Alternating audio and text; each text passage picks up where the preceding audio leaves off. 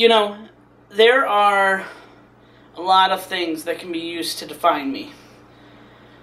I am 22. I am an avid follower of the Green Bay Packers. I have a younger sister. My parents were married about a month after I was born, which officially makes me a bastard. I really love the movie The Princess Bride. My favorite band is They Might Be Giants. But the thing that seems to have defined me the most for most of my life is the fact that I am unhealthy.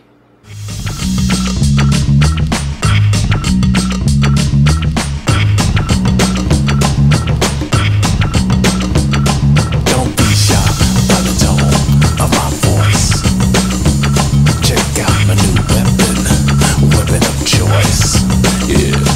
Don't be shy by the tone of my... Now, I realize that the amount of medication that I take on a daily basis isn't very much compared to a lot of people. I mean, I don't have any sort of terminal disease that forces me to take 40 or 50 pills a day.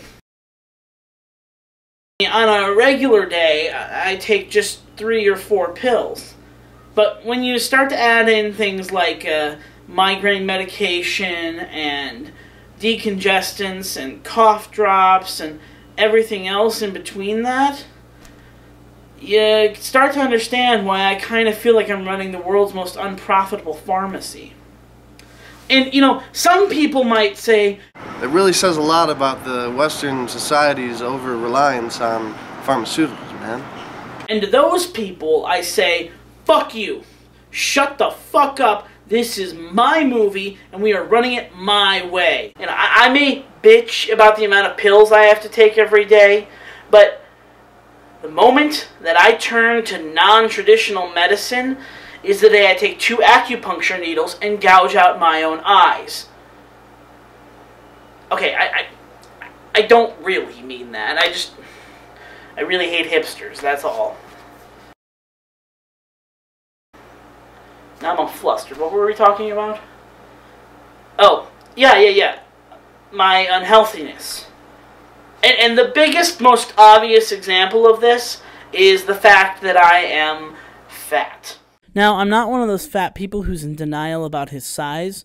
I'm not husky or chubby or some other euphemism trying to cover up for my flabby self. I fully acknowledge that one of my t-shirts probably has enough material in it to clothe an entire homeless family. And I recognize that my stature and build makes it kind of difficult to get through doors.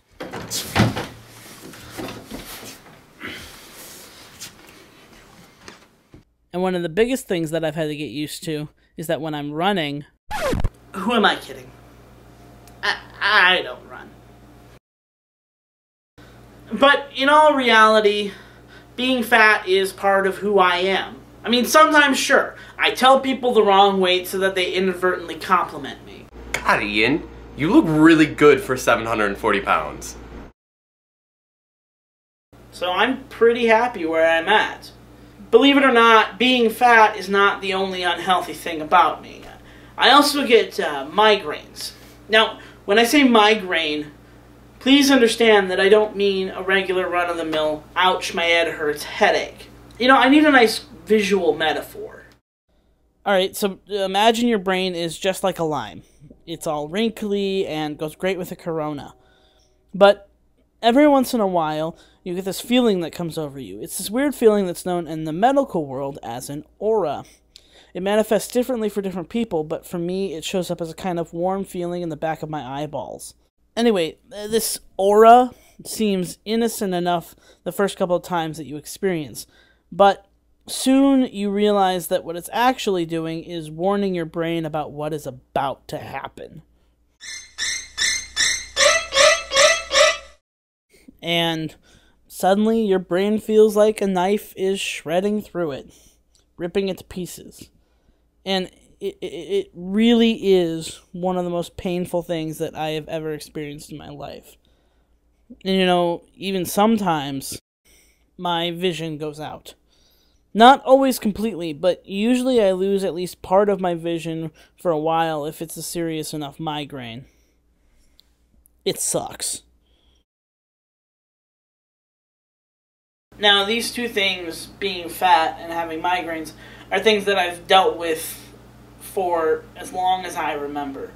There's something that came around about 2 years ago that puts everything else to shame. A monster of an unhealthiness that I frankly didn't know how to deal with for a long time. What that is about a year ago, I was diagnosed with bipolar disorder. Now, most people have this image in their mind that bipolar disorder is like some Jekyll and Hyde type of transformation. Like, 1 minute, here I am, this nice doctor with a nice life, and the next minute I'm this weird, hunched, monstery looking guy with weird teeth.